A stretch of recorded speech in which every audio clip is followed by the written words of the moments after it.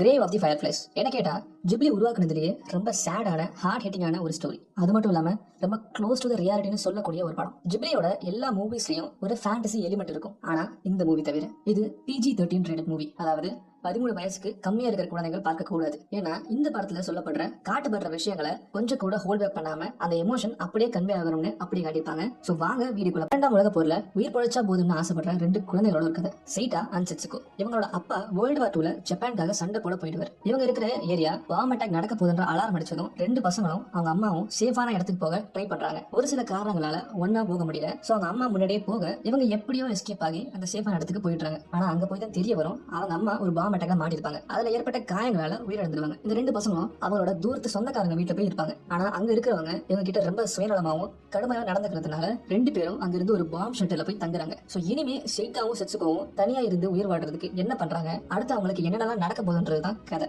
வாரோட விளைவுகளை அப்படியே சொன்ன படங்கள்ல இதுவும் ஒண்ணு. இந்த படம் அயுகி நொசாகான்ற ஒரு நாவலிஸ்ட் தன்னோட வாழ்க்கையில வேர்ல்ட் வார்னால தாக்கும் தன்னோட தங்கச்சிக்கும் நடந்ததை வச்சு எழுதின ஒரு புக்கை தழுவி எடுத்த படம். படத்தோட மெயின் கேரக்டர்ஸ் சைட்டா அண்ட் செட்சுகோ. சைட்டாக்கு அவனோட அப்பா மாதிரியே மிலிட்டரியில ஜாயின் பண்ணி சர்வ் பண்ணணும்னு ஆசை. இவனோட அம்மா இறந்ததுக்கு அப்புறம் இவனுக்கு இருக்கிறது இவனோட தங்கச்சி மட்டும்தான். அவளை காப்பாத்தி பாதுகாக்க இவனுமே ரொம்ப கஷ்டப்பட வேண்டியதா இருக்கும். இவனுக்கு பிரைடு, அதான் கௌரவம் ரொம்ப அதிகமா இருக்கும். ஆனா அந்த பிரைடு தான் அவனுக்கு பெரிய பிரச்சனையாவே வந்து முடியும். செட்சுகோ இதுவரைக்கும் நான் அனிமேல பார்த்ததுலயே செட்சுகோ அளவுக்கு ஒரு ரியலிஸ்டிக்கான ஒரு 4 வயசு குழந்தைய நான் பார்த்ததே கிடையாது. ஒரு 4 வயசு குழந்தைக்கான கேரக்டர் டிசைனை இதை விட பெர்ஃபெக்ட்டா எந்த அனிமேல பார்க்க முடியும்னு எனக்கு தெரியல. பசிக்கும் போது சாப்பிட கேட்கறதுல இருந்து அம்மாவை பார்க்கணும்னு ஆசையா இருக்கும்போது அது முடியாதுன்னு தெரிஞ்சும் அமைதியா அப்செட்டா இருக்கிற வரைக்கும் அவ்வளவு ரியலிஸ்டிக்கா இருக்கும் அவரோட எமோஷன்ஸ் அண்ட் ரியாக்ஷன்ஸ். இந்த படத்தை நீங்க வார் ஃபிலிம் எல்லாம் பார்க்க வேணாம். இது ஒரு சாதாரண சர்வைவல் ஸ்டோரி. ஒரு 14 வயசு பையனும் அவனோட 4 வயசு தங்கச்சியும் உயிர் பிழைக்க எப்படிலாம் கஷ்டப்படுறாங்கன்றத காட்டுற ஒரு படம். அனிமே மூவிஸ்ல பொதுவா நிறைய விதமான எமோஷன்ஸை நீங்க ஃபீல் பண்ணலாம். ஆனா இந்த படத்துல ஸ்டார்டிங்ல இருந்து எண்ட் வரைக்கும் உங்களுக்கு கிரீஃப் மட்டும் தான் இருக்கும். அதாவது துக்கம் மட்டும் தான் இருக்கும். சின்ன சின்ன இடங்கள்ல அந்த குழந்தைங்க ஒரே ஒரு செகண்ட் சந்தோஷப்படுற மோமெண்ட் இருந்தாலுமே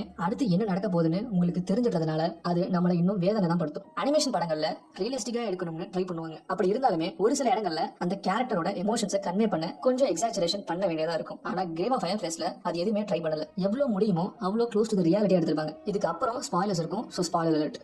படத்தோட ஓப்பனிங்லேயே சைட்டா இறந்து போய் ஒரு ட்ரெயின் ஸ்டேஷன்ல இருப்பான். அங்க கிளீன் பண்ண வரவங்க இவங்கிட்ட ஏதாவது இருக்கான்னு பார்த்து அவங்கிட்ட இருந்த ஒரு கேண்டி டின்னை தூக்கி வெளியே போடுவாங்க. அப்போ ஏற்கனவே இறந்து போயிருந்த அவனோட தங்கச்சி அதை எடுத்து அவனோட பிரதரும் அவன் கூட வர வெயிட் பண்ணுவா. இந்த சீனை படத்தோட ஸ்டார்டிங்லேயே நம்ம கிட்ட காட்டுறதுனால நம்மளால படத்தை கம்ஃபர்டபுளா பார்க்க முடியாது. ஏன்னா அவங்க அடுத்து எடுக்க போற விஷயங்களால அவங்க இறந்து போறாங்கன்னு நமக்கு தெரியறதுனால அவங்க எடுக்கிற ஒவ்வொரு டிசிஷன்ஸ்லயுமே நம்ம மனசுக்குள்ள தோணும், ப்ளீஸ் அதை பண்ணாதீங்கன்னு. அவங்க சொந்தக்காரங்க ரொம்ப சுயநலமா நடந்துக்கிறாங்கன்னு சைட்டாவும் செட்சுகவும் தனியா இருக்க போவாங்க. அந்த நேரத்துல சைட்டா கௌரவம் பார்க்காம இருந்திருந்தா அவனோட தங்கச்சியும் உயிரோட இருந்திருப்பாங்க. இல்லனா அடுத்து வேற ஒருத்தர் இந்த மாதிரி நேரத்துலலாம் சாப்பாடு கிடைக்காது, நீங்க திரும்ப சொந்தக்கார வீட்டுக்கே போயிடுங்கன்னு சொல்லும் போதும் அவன் போயிருக்கலாம். ஆனா அவன் பிரைடுனால அவன் போல. இந்த படம் பார்க்கும்போது நமக்கு தோணலாம் என்ன இவ்வளவு குரூவலா நடந்துக்கிறாங்கன்னு. அவங்க சொந்தக்காரங்க எவ்வளவு சாப்பாடு இருந்தாலும் இவங்களுக்கு வெறும் ஒரு கை அளவு தான் கொடுக்கும் போதும் செட்சுகோக்கு உடம்பு சரியில்லாத போது அவளை செக் பண்ணி அவளுக்கு மால் நியூட்ரிஷன் சொல்லிட்டு கேஷுவலா அடுத்த பேஷண்ட்டை பார்க்க போற டாக்டரை பார்க்கும் போதுன்னு நிறைய இடங்கள்ல ஏன் இவ்வளவு குரூவலா இருக்காங்கன்னு நம்மளுக்கு தோணும். ஆனா ஒரு விதத்துல நம்மளும் குரூவல் தான். படத்தோட ஓப்பனிங்லயே சைட்டா இறந்து ட்ரெயின் ஸ்டேஷன்ல இருக்கும்போது அவன் பக்கத்துல கூட இன்னொருத்தர் இருப்பாங்க. அவனுக்கும் ஒரு கதை இருந்திருக்கும். அவனும் என்னென்னவோ கஷ்டப்பட்டு அங்க இறந்து போயிருப்பான். ஆனா